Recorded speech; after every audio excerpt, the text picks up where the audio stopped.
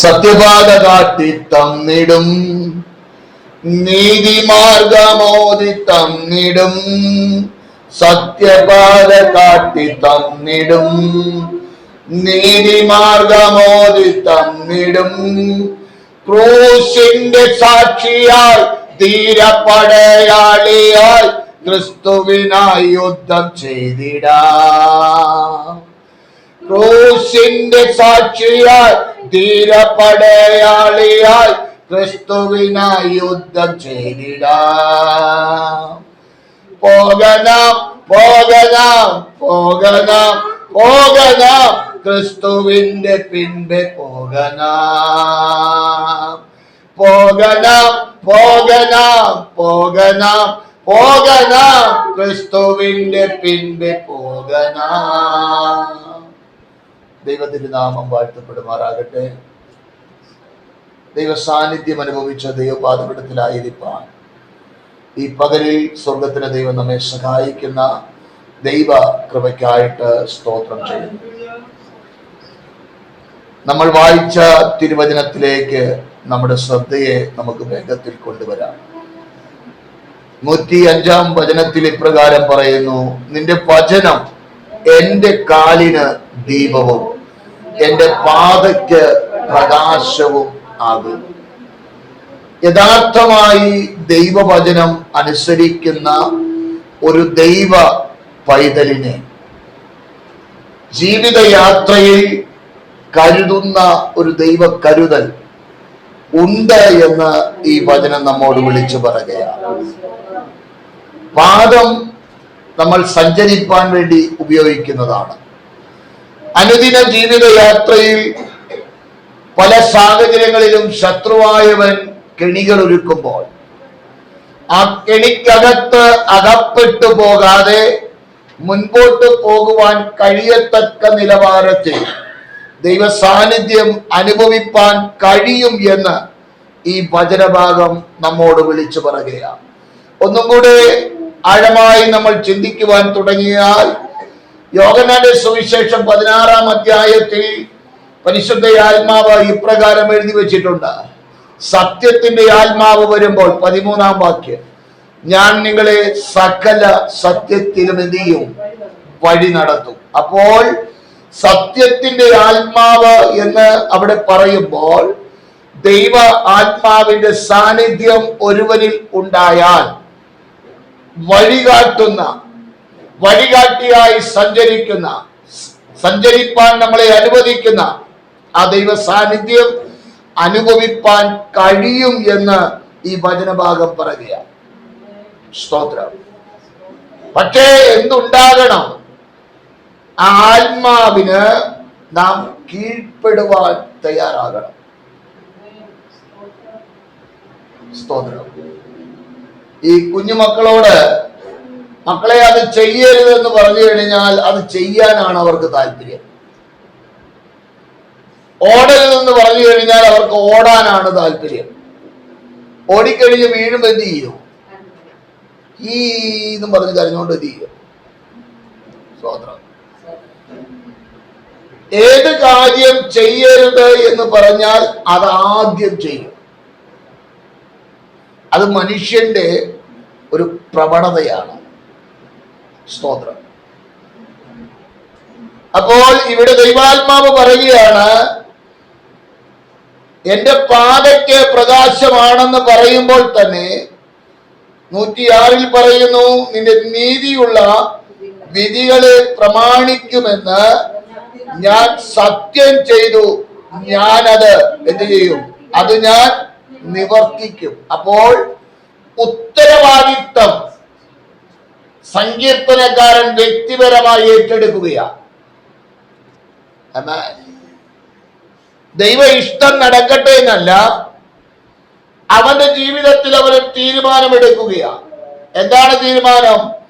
നിന്റെ നീതിയുള്ള വിധികളെ പ്രമാണിക്കുമെന്ന് ഞാൻ സത്യം ചെയ്തു. അപ്പോൾ അത് ഞാൻ എന്തു ചെയ്യും?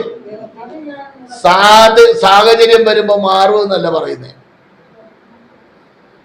115-ാം സങ്കീർത്തനത്തിൽ പറയുന്നത്, സത്യം ചെയ്തിട്ട് ഛേദം വന്നാലും മാറാത്തവൻ. സ്തോത്രം. 115 15-ാം സങ്കീർത്തനം. സത്യം ചെയ്തിട്ട് ഛേദം വന്നാലും മാറാത്തവൻ. അപ്പോൾ അങ്ങനെ ഒരു ഉറച്ച തീരുമാനത്തിന് ഉടമയായി മാറുന്ന ഒരനുഭവത്തിന് ഉടമ. ഇതിനോട് ചേർത്ത് സദൃശ പുസ്തകം 6-23 വാക്യം കൂടെ ഒന്ന് ചേർത്ത് വായിച്ച്, കൽപ്പന ഒരു ദീപവും ഉപദേശം ഒരു വെളിച്ചവും, പ്രബോധനത്തിന്റെ ശാസനകൾ ജീവന്റെ മാർഗവും ആകുന്നു. എന്താണ്? കൽപ്പന ഒരു ദീപം, ഉപദേശം വെളിച്ചം, പ്രബോധനത്തിന്റെ ശാസനകൾ ജീവന്റെ മാർഗം. ശാസനം നമുക്ക് ഇഷ്ടമില്ലാത്ത കാര്യമാണ്. ഈ വചനം എന്തിനു വേണ്ടി ദൈവം മനുഷ്യർക്ക് നൽകി? നിത്യതയിലേക്കുള്ള വഴികാട്ടിയായി ഈ വചനം നമുക്ക് വേണ്ടി നിലകൊള്ളുകയാണ്. എന്താണ് ഇവിടെ പറയുന്നത്?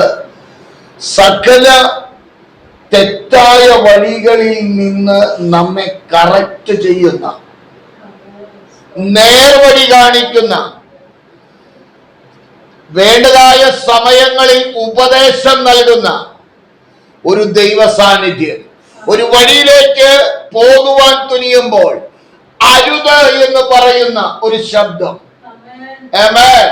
അരുത് എന്ന് പറയുന്ന ഒരു തോന്നൽ, സ്തോത്രം, ഏതോ ഒരു തടസ്സമുള്ളതുപോലെ, മുൻപോട്ട് പോകുവാൻ കഴിയാത്തതുപോലെ ഒരവസ്ഥ കൊണ്ടുവന്നിട്ട് ശത്രു ഒരുക്കിയ കെണിക്കകത്തകപ്പെട്ടു പോകാതെ നമ്മെ സംരക്ഷിക്കുന്ന ഒരു സംരക്ഷണ വലയോ ദൈവ പൈതലാകുന്ന, ദൈവത്തോട് ചേർന്ന് യാത്ര ചെയ്യുന്ന ഒരു ദൈവ പൈതലിന് ഉണ്ട് എന്ന് പരിശുദ്ധ ആത്മാവ് ഇന്ന് പകല് വിളിച്ചു പറയുകയാ. സ്തോത്രം. ആമേൻ. അതുകൊണ്ടാണ് ശമൂവേലിന്റെ പുസ്തകത്തിൽ പരിശുദ്ധ ആത്മാവ് രേഖപ്പെടുത്തി വെച്ചിരിക്കുന്നത്, അനുസരിക്കുന്നത് യാഗത്തെക്കാളും ശ്രദ്ധിക്കുന്നത് മുട്ടാടുകളുടെ മേധസ്സിനേക്കാളും നല്ലതാണ്. ഹല്ലേലൂയ. വചനം അനുസരിക്കുമ്പോൾ നിന്റെ കൂടെ ഒരുവൻ നിൽക്കുകയാ. ഒരുപക്ഷെ സാഹചര്യത്തിന്റെ മുൻപ് അങ്ങനെയല്ല ഇങ്ങനെയെന്ന് തോന്നാം, ഹല്ലേലൂയ, അത് ശരിയെന്ന് തോന്നാം. എന്നാൽ വചനത്തോട് ചേർന്ന് നിൽക്കുമ്പോൾ ഒരുപക്ഷെ സാഹചര്യത്തിന്റെ മുൻപിൽ അല്പ പ്രയാസം നിനക്കുണ്ടായാലോ, കുഞ്ഞെ ഭയപ്പെടരുത്. അത് നിന്നെ നിത്യതയോടടുപ്പിക്കുന്ന, ദൈവിക പദ്ധതിയോടടുപ്പിക്കുന്ന ഒരു ദൈവ പ്രവൃത്തി എന്ന് ഇന്ന് പകൽ മറക്കരുത്.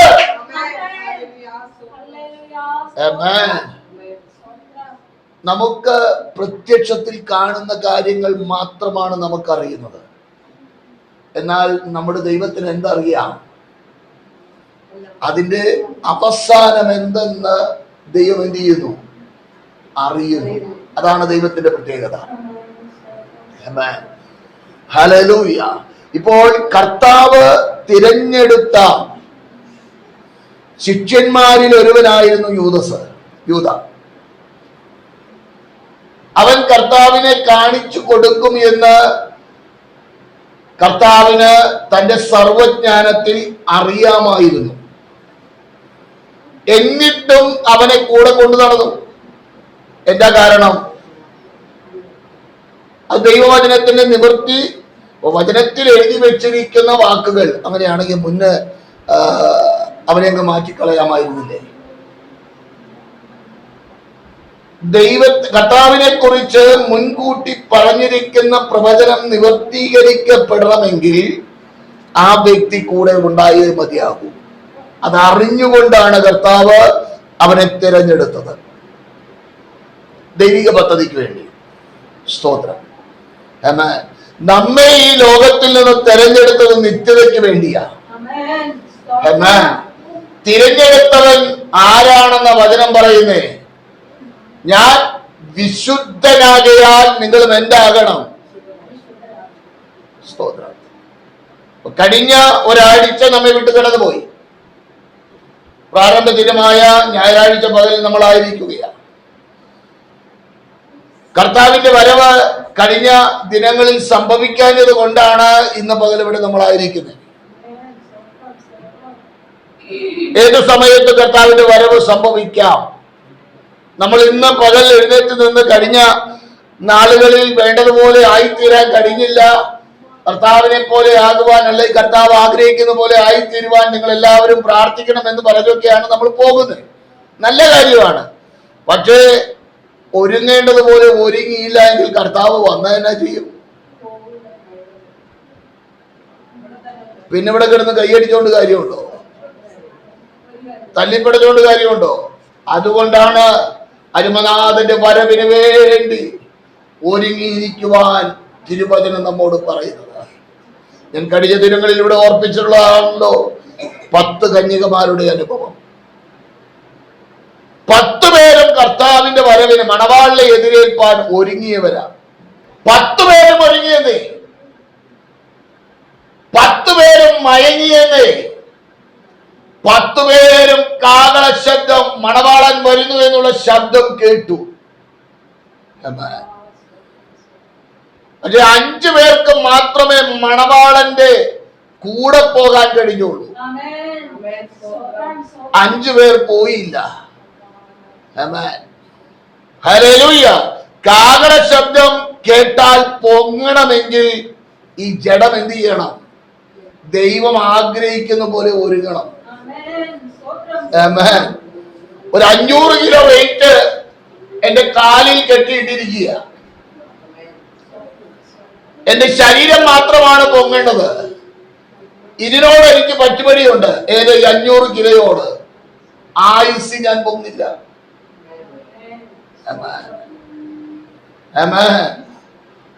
പൊങ്ങണമെങ്കിൽ പറ്റുപടി വിടണമെന്ന് ഞാൻ പറയുന്ന ഭാഷ തന്നെ ചേർത്ത് പറയാം. ഉണക്കമീൻ കളയണമെന്ന്. സ്തോത്രം. ഉണക്കമീൻ കളയാതെ നിത്യത കണി കാണാൻ കഴിയില്ല. ഈ വചനം കേൾക്കുന്ന നിങ്ങൾക്ക് മാത്രമല്ല, പറയുന്ന എനിക്കും ബാധകമാ. സ്തോത്രം. കാരണം ഒരു വ്യക്തിക്കും വേദപുസ്തകം വിട്ടുവീഴ്ച നൽകുന്നില്ല. നീ പ്രസംഗിച്ചതല്ലേ, എന്നാ നിനക്ക് കൺസെഷൻ ഇല്ല. അങ്ങനെ ഒരു കൺസെഷൻ ഇല്ല. അങ്ങനെ വിട്ടുവീഴ്ച നൽകണമായിരുന്നെങ്കിൽ ആദ്യം നൽകേണ്ടത് മോശയ്ക്കാണ്. 40 വർഷം ഇസ്രായേൽ ജനത്തെ സഹിച്ചുകൊണ്ട് നടന്നിട്ട് അവന്റെ ജീവിതത്തിൽ വന്നതായ ഒരു വീഴ്ചയുടെ മുൻപിൽ ദൈവം പറഞ്ഞു, മോനെ നീ അവിടെ പോകില്ല. സ്തോത്രം. മാനസാന്തരപ്പെട്ട് അവൻ ദൈവസന്നിധിയിലെത്തി, അത് വേറെ കാര്യം. പുതിയ നിയമസഭയ്ക്ക് കർത്താവ് വന്നു പോയാൽ പിന്നെ മാനസാന്തരപ്പെടാൻ ഒരു അവസരം ഇല്ല. പിന്നീട് ഇല്ല, എന്തില്ല, ഒരവസരം ഇല്ല. ദൈവത്തിന്റെ കൃപയാൽ കഴിഞ്ഞ ദിവസങ്ങളിൽ നീലമ സ്നാനപ്പെടുവാനിടയായല്ലോ. ദൈവത്തിന്റെ കരുണയ്ക്കായിട്ട് ഞാൻ സ്തോത്രം ചെയ്യുകയാണ്. അനേകർക്ക് ലഭിക്കാത്തൊരു പദവിയാണ് ആ പ്രിയ മാതാവിന് ലഭിച്ചത്. നമ്മളത് കേൾക്കുമ്പോൾ ഒരുപക്ഷെ നിസ്സാരമെന്ന് തോന്നാം. ഞാനിവിടെ ഓർപ്പിച്ചതാണ്. ഹല്ലേലൂയ. നാടൻ ഭാഷയെ പറഞ്ഞു കഴിഞ്ഞാൽ കശ്മാവിൽ മാങ്ങയും അണ്ടിയൊക്കെ ഉണ്ടാകുന്ന കാലമാണല്ലോ. പൂത്തു നിൽക്കുക. ഇപ്പം കുറച്ചാൾ കഴിയുമ്പോൾ അതില് മാങ്ങയും അണ്ടിയൊക്കെ ഉണ്ടാവും. അത് പഴുത്ത് കഴിയുമ്പം ഒരു സാധനം വന്ന് അതിന്റെ ഇടയ്ക്ക് വന്ന് തൂങ്ങിക്കിടക്കും. അതിന് പറയുന്ന പേര് വവ്വാൽ എന്നാണ് പറയുന്നത്. അത് തൂങ്ങിക്കിടന്ന് എന്ത് ചെയ്യും? അതിന്റെ നീര് മൊത്തം ചപ്പിയെടുക്കും. ആ ചണ്ടി കൊണ്ടുപോയി എന്ത് ചെയ്യും? താഴേക്ക് ഇട്ടേച്ച് പോകും. സ്തോത്രം. ഈ വവ്വാല് തൂങ്ങിക്കിടക്കുന്ന മരത്തിന്റെ കീഴെ പോയി നോക്കിക്കഴിഞ്ഞാൽ ഏറ്റവും കുറഞ്ഞ 1 കിലോ അണ്ടിയെങ്കിലും കിട്ടും. സ്തോത്രം. ഇത് ഒരിടത്തു നിന്ന് സാധനം പറക്കിക്കൊണ്ട് വന്നിട്ട് ഇവിടെ ഇരുന്ന് ചപ്പി തിന്ന് എന്ത് ചെയ്യുന്നു? താഴേക്ക് ഇടുന്നു. എന്നതുപോലെ ഒരു ആയുസ് മുഴുവൻ ആ പ്രിയ മാതാവിനെ വവ്വാല് ചപ്പി നീര് കുടിക്കുന്നത് പോലെ പിശാച് എന്ത് ചെയ്തു? അതിന്റെ ഉള്ള നീരും ചോയ്സും മുഴുവൻ കുടിച്ചു. ചണ്ടിയായി. പക്ഷെ ആ ചണ്ടി ആർക്ക് വേണമായിരുന്നു? ദൈവത്തിന് വേണമായിരുന്നു. സ്തോത്രം. അതാണ് ദൈവത്തിന്റെ സ്നേഹം. ഹല്ലേലൂയ. അതാണ് ദൈവത്തിന്റെ കൃപ. ഒരായുസ് മുഴുവൻ ശത്രുവായവൻ കൊണ്ടു നടന്നിട്ട് അവസാന സമയത്ത് നിത്യതയുടെ അവകാശിയാക്കി തീർത്ത ദൈവ സ്നേഹത്തിനായി ഞാൻ സ്തോത്രം ചെയ്യുകയാണ്. അർത്ഥാൽ ക്രൂശിക്കിടന്ന കള്ളനെ പോലെ അവനെയും ഒരു ആയുസ് മുഴുവൻ പിശാച് കൊണ്ടു നടന്നു. അവസാനം കൊണ്ടുവന്ന് ക്രൂശി തറച്ചു. അവിടെ കിടന്നുകൊണ്ട് ചീത്തയും അനാവശ്യമായ വാക്കുകളും പറഞ്ഞു. രണ്ടുപേരും ദുഷിച്ചെന്ന വചനം പറയുന്നത്. ഒരു മയമില്ലാതെയാണ് അവരെന്ത് ചെയ്തത്? കർത്താവിനെ ദുഷിച്ചത്. അതിനിടയിൽ അവന്റെ ആത്മക്കണ്ണ് തമ്പുരാൻ ഒന്ന് തുറന്നു കൊടുത്തു. അവന് ലഭിച്ച ഭാഗ്യം ഞാൻ ചിന്തിക്കുന്നത് അവൻ അവിടെ കിടന്ന് തുള്ളിച്ചാടുന്നുണ്ടാകും. കുരിശിൽ കിടന്ന കള്ളൻ അവന്റെ കൂട്ടുകാരൻ നരകത്തിൽ കിടക്കുക. അവനെവിടെ പോയി? നിത്യമായ നരകത്തിൽ പോയപ്പോൾ കർത്താവ് ആത്മക്കണ്ണ് തുറന്ന ആ സന്ദർഭത്തിൽ ഏറ്റുപറയേണ്ടതുപോലെ ഏറ്റുപറഞ്ഞപ്പോൾ നിത്യതയുടെ അവകാശിയായ ആ കള്ളൻ വിളിച്ചു പറയും, ഞാൻ ഭാഗ്യവാനാണ്. അതുകൊണ്ട് ആ വചനം പറയുന്നത്, ഇപ്പോഴാകുന്നു സുപ്രസാദകാലം, ഇപ്പോഴാകുന്നു രക്ഷാ ദിവസം. ഇത്ര വലിയ രക്ഷയെ ഗണ്യമാക്കാതെ പോയാൽ എങ്ങനെ തെറ്റി ഒഴിയും? സ്തോത്രം.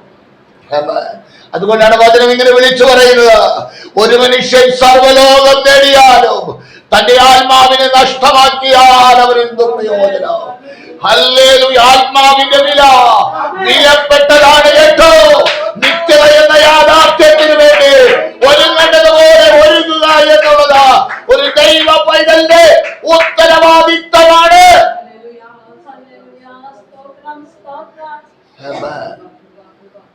ഏത് സമയത്തും കർത്താവിന്റെ വരവിന് വേണ്ടി ഒരുങ്ങി യാത്ര ചെയ്യാം. സ്തോത്രം. 10 കന്യകമാർ ഒരുപക്ഷെ അവർ ഇങ്ങനെയായിരിക്കും പറഞ്ഞിട്ടുണ്ടാകാം. എണ്ണയുടെ കാര്യങ്ങൾ മുൻകൂട്ടി തന്നെ അവർ കേട്ടിട്ടുണ്ടാകാം. വിളക്കെടുത്തപ്പോൾ എണ്ണയും എടുക്കേണ്ട ഉത്തരവാദിത്വം ഉണ്ടല്ലോ. ഓ, അതിൻ്റെ ഒന്നും ആവശ്യമില്ലെന്നേ. വിളക്ക് തെളിയിച്ചു കഴിയുമ്പോൾ തന്നെ കർത്താവ് എന്ത് ചെയ്യും? മണവാളൻ അങ്ങ് വരും. ആ ചിന്തയിലാണ് അവർ എന്ത് ചെയ്തത്? എണ്ണ എടുക്കാതിരുന്നത്. എന്നാൽ ബുദ്ധിയുള്ളവർ മണവാളൻ താമസിച്ചാലും എന്റെ വിളക്ക് കെട്ടുപോകരുത്, എന്റെ വിളക്ക് ഒരിക്കലും കെടുവാൻ പാടില്ല. ഒരുങ്ങേണ്ടതുപോലെ ഈ വചനപ്രകാരം ഒരുങ്ങിയ ഒരു ഭക്തന്റെ ഹല്ലേലൂയ വേർപെടേണ്ടതായ വേർപാടിന്റെ ഒരു ചിത്രമാണ് 5 കന്യകമാർ, ബുദ്ധിയുള്ള കന്യകമാരുടെ അനുഭവത്തെ കുറിച്ച് വിളിച്ചു പറയുന്നത്. സ്തോത്ര. എന്നാ കുഴപ്പമെന്ന അനേകരും ഇന്ന് ചോദിക്കുന്നേ. അങ്ങനെയൊക്കെ അങ്ങ് നടക്കുമോ? നടക്കും മക്കളെ, നടക്കും. കാരണം വചനം മുന്നറിയിപ്പിന്റെ കലവറയാ. കൃത്യമായ മുന്നറിയിപ്പാണ് നൽകുന്നത്. ഹല്ലേലൂയ. 11-ാം അധ്യായം എബ്രായ ലേഖനത്തിൽ ഹല്ലേലൂയ ഭക്തന്മാരെ കുറിച്ച് രേഖപ്പെടുത്തിയിട്ട് 12-ന്റെ ആരംഭത്തിൽ പറയുന്നു, സാക്ഷികളുടെ ഇത്ര വലിയ സമൂഹം നമുക്ക് ചുറ്റും നിൽക്കുകയാ. അതുകൊണ്ട് സകല ഭാരമോ മുറുകെ പറ്റുന്ന പാപവും വിട്ട് മുൻപിൽ വെച്ചിരിക്കുന്ന ഓട്ടം സ്ഥിരതയോടെ ഓടുക.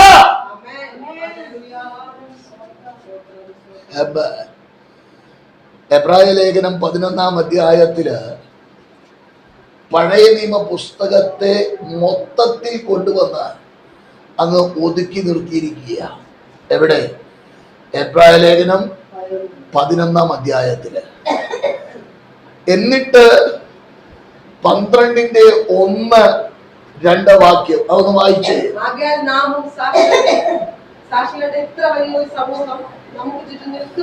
അപ്പൊ ഈ സാക്ഷികൾ ആരാണ്? 11-ാം അധ്യായത്തിൽ പരിശുദ്ധയാത്മാവ് രേഖപ്പെടുത്തി വെച്ചിരിക്കുന്ന ഭക്തരാണ് സാക്ഷികളുടെ സമൂഹം. ഇവിടെ രേഖപ്പെടുത്തിയിരിക്കുന്നത് ഇത്ര വലിയ സമൂഹം നമുക്ക് ചുറ്റും നിൽക്കുകയാ. ആ ചുറ്റും നിൽക്കുന്ന സാക്ഷികളുടെ മധ്യത്തിൽ എന്നെ കൊണ്ടുപോയി നിർത്തിയാൽ എനിക്ക് അവരുടെ മുൻപിൽ നിൽക്കുവാൻ കഴിയുമോ? ഓരോ വ്യക്തിയും സ്വയപരിശോധന നടത്തേണ്ടത് ഈ വചനത്തിന്റെ മുൻപിലാ. മറ്റുള്ളവരെ അല്ല താരതമ്യപ്പെടുത്തേണ്ടത്. എനിക്ക് നിൽക്കുവാൻ കഴിയുമോ? എന്റെ ജീവിതം എന്റെ ദൈവം ആഗ്രഹിക്കുന്നത് പോലെയാണോ? അത് ഓരോ വ്യക്തിയും എന്ത് ചെയ്യണം? സ്വയമായി അവനവനോട് ചോദിക്കണം. എന്നിട്ട് അവിടെ പറയുന്നത്, അതുകൊണ്ട് എന്ത് ചെയ്യണം? സകല ഭാരവും മുറുകെ പറ്റുന്ന പാപവും വിടണം. ചിലരുടെ ജീവിതത്തില് കർത്താവിനെ അറിഞ്ഞാലും ഈ പുകയില തിന്നുന്ന, ഇടയ്ക്ക് അതൊന്നും തിന്നില്ലെങ്കിൽ ഒരു സുഖമില്ല, വേറെ കുഴപ്പമൊന്നുമില്ല, ഇച്ചിരി പുകയില എന്ത് ചെയ്യും? സ്തോത്രം. ചിലർക്ക് ബാത്റൂമിൽ പോകുമ്പം ഒന്ന് പുകയ്ക്കണം, എന്നാലേ എന്ത് ചെയ്യുള്ളൂ? മേളില് പുക വന്നാലേ താഴെ പോകുള്ളൂ. സ്തോത്രം. വേറെ കുഴപ്പമൊന്നുമില്ല, ബാത്റൂമിൽ പോകുമ്പോ എന്ത് ചെയ്യണം? ഒന്ന് സ്തോത്രം. ചിലർക്ക് ഉറക്കം കിട്ടണമെങ്കിൽ ഒന്ന് എന്ത് ചെയ്യണം? ഒരു ചെറുത് ഒന്ന് വീശിയാലേ എന്ത് ചെയ്യുള്ളൂ? ഉറക്കം കിട്ടുള്ളൂ. ചിലർക്ക് ആരെങ്കിലുമായിട്ട് ഒന്ന് കൂട്ടിപ്പിടിപ്പിച്ചില്ലെങ്കിൽ എന്ത് ചെയ്യില്ല? അന്ന് ഒരു സുഖമില്ലെന്നേ, ഒരു വല്ലാത്തൊരു ഒരു ബുദ്ധിമുട്ട്. അപ്പൊ ഒരു അവസാനം ആരെങ്കിലുമായിട്ട് എന്ത് ചെയ്യും? ഒന്ന് കൂട്ടിപ്പിടിപ്പിച്ച് ഒപ്പിക്കും. അപ്പൊ ഒരു സുഖം. ഹല്ലേലൂയ. ഇതൊന്നും നിത്യതയ്ക്ക് ഉപയോഗിക്കുവാൻ പാടില്ലെന്നാണ് വചനം പറയുന്നത്. മുറുകെ പറ്റുന്ന പഴയ ജീവിതയാത്രയിൽ നിനക്കുണ്ടായിരുന്ന ചില പാപപ്രവർത്തികൾ വിട പറഞ്ഞ് ദൈവത്തോട് ചേർന്ന് വരാത്തിടത്തോളം കാലം ഹല്ലേലൂയ നിത്യത അവകാശമാക്കുവാൻ കഴിയില്ല എന്ന്, സ്ഥിരതയോടെ ഓടാൻ കഴിയില്ല എന്ന് പരിശുദ്ധ ആത്മാവ് വിളിച്ചു പറയുക. ആമേൻ. ഹല്ലേലൂയ. പഴയത് അതിന് അപ്പോസ്തലൻ പറയുന്ന മാതൃകയുണ്ട്.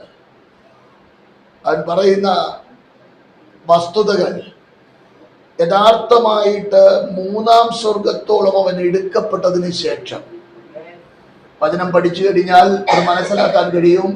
അപ്പോസ്തലനെ എല്ലാവരും കൂടെ തല്ലിക്കൊന്നതാണ്. തല്ലിക്കൊന്ന് അപ്പോസ്തലനായ പൗലോസിനെ തല്ലിക്കൊന്നവൻ എന്ത് ചെയ്തു? ഈ നമ്മൾ ഈ വേസ്റ്റ് വലിച്ചെറിയില്ലേ എന്നതുപോലെ ലേലോ പാടി എന്ത് ചെയ്തു? അവനെ വലിച്ചെറിഞ്ഞു കഴിഞ്ഞപ്പോൾ അത് ചത്തു കഴിഞ്ഞപ്പോൾ അവന്റെ കൂടെ ഉണ്ടായിരുന്ന ശിഷ്യന്മാർ ചുറ്റും നിൽക്കുന്ന സമയത്ത് അവനിലേക്ക് അവന്റെ ആത്മാവ് മടങ്ങി വന്ന് അവൻ അവിടുന്ന് എഴുന്നേറ്റു. സ്തോത്രം. അതിനെക്കുറിച്ച് അവൻ പറയുന്നത്, ഞാൻ 3-ാം സ്വർഗത്തോളം എന്ത് ചെയ്തു? എടുക്കപ്പെട്ടു. അവൻ പറയുന്ന വാക്ക് ഞാൻ എടുക്കപ്പെട്ടെന്നല്ല, എനിക്കറിയുന്ന ഒരു മനുഷ്യൻ 3-ാം സ്വർഗത്തോളം എടുക്കപ്പെട്ടു. ശരീരത്തോടു കൂടെയോ ശരീരം കൂടാതെയോ എന്ന് അറിയുന്നില്ല, ദൈവം അറിയുന്നു. അവൻ പറയുകയാണ്.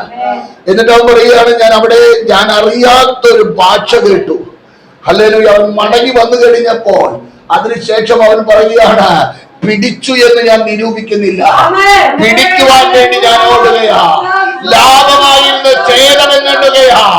എന്താണ് അതിന്റെ കാരണം?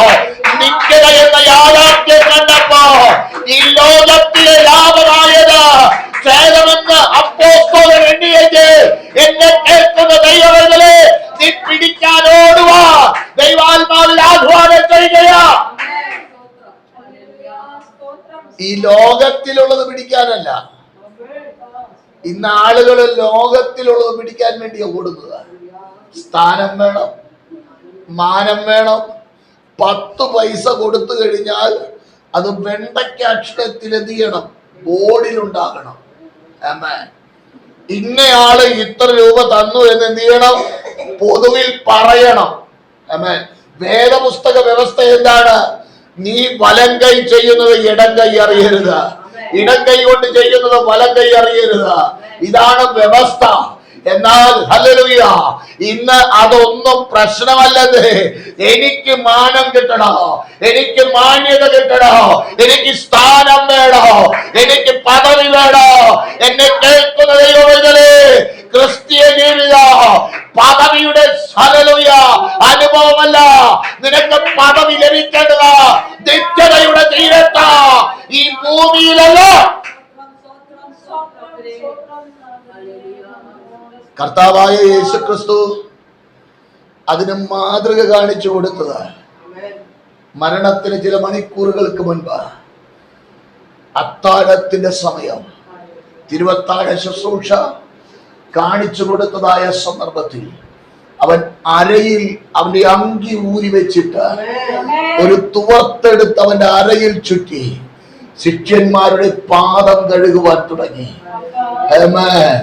അവിടെ കർത്താവ് പറയുന്നത് ഇങ്ങനെയാണ്: ഗുരു ചെയ്തത് നിങ്ങൾക്കൊരു മാതൃകയാണ്, അതുപോലെ നിങ്ങളും ചെയ്യണം. ഹല്ലേലൂയ.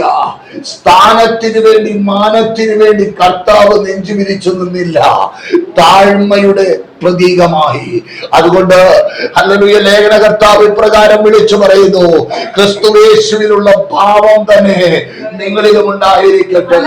അവൻ ദൈവരൂപത്തിലായിരിക്കെ ദൈവത്തോടുള്ള സമത്വം മുറുകെ പിടിച്ചുകൊള്ളണമെന്ന് വിചാരിക്കാതെ വേഷത്തിൽ മനുഷ്യനായി, ഹല്ലേലൂയ, ദാസരൂപമെടുത്ത് വേഷത്തിൽ മനുഷ്യനായെന്ന് വചനം പറയുമ്പോൾ, തന്നെത്താൻ താഴ്ത്തിയെന്ന് പറയുമ്പോൾ, എന്നെ കേൾക്കുന്ന ദൈവമൈതലേ, താഴ്മയാണ് ഒരു ദൈവമൈതലിന്റെ അതിനുള്ള മാനമുണ്ടോ? താഴ്മയോടെ നീ യാത്ര ചെയ്യുമ്പോൾ നിന്റെ മണ്ടയിൽ കയറുവാൻ ഒരുപക്ഷെ ചിലർ നോക്കി എന്ന് വരാം, എന്നാൽ അതിനൊരു ഉടമസ്ഥനുണ്ട്. അവൻ വെറുതെ ഇരിക്കില്ല എന്ന് ഇന്ന് പകലിൽ വിളിച്ചു പറയുകയാണ്.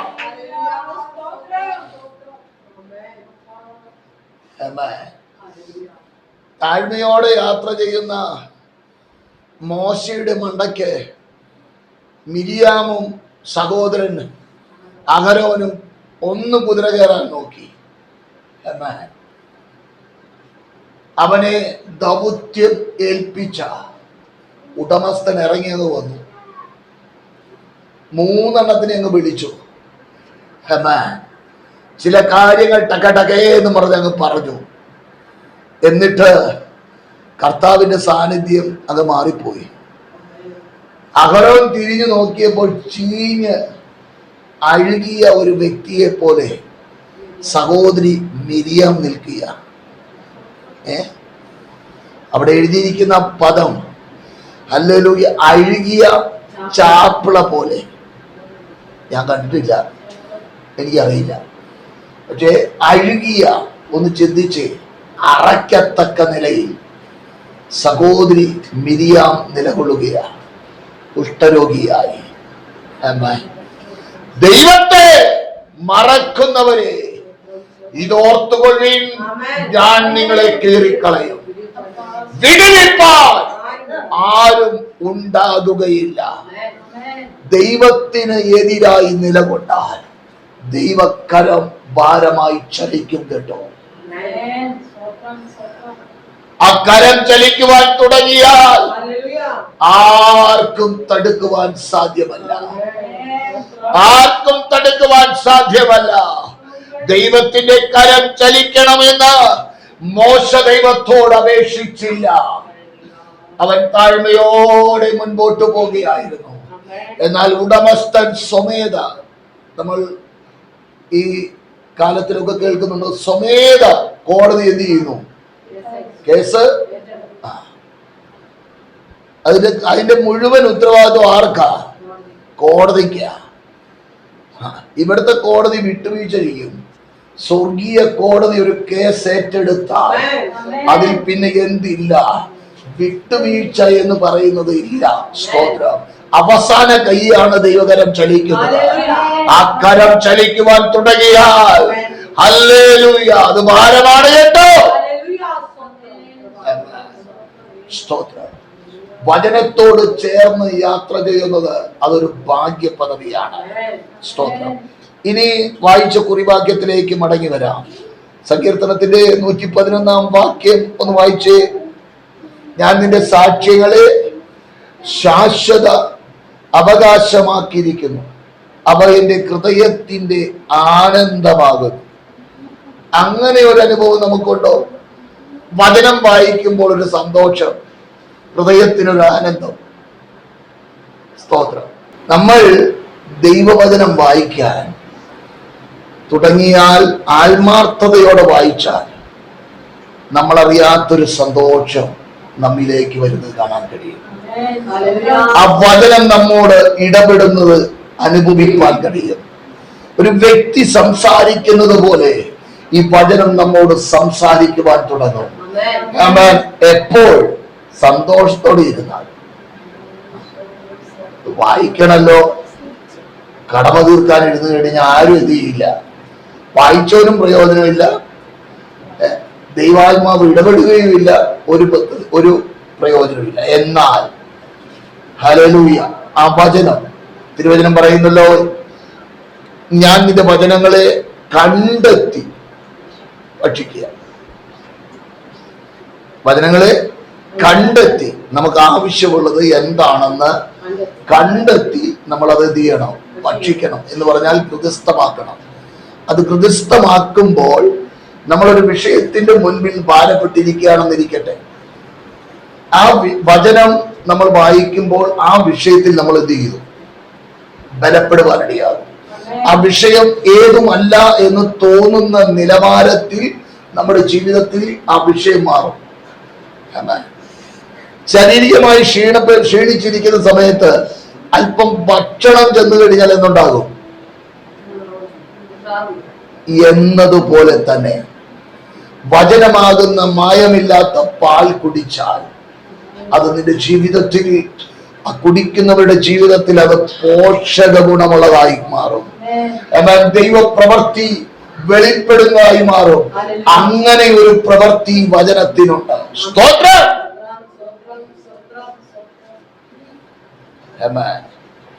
ഇനി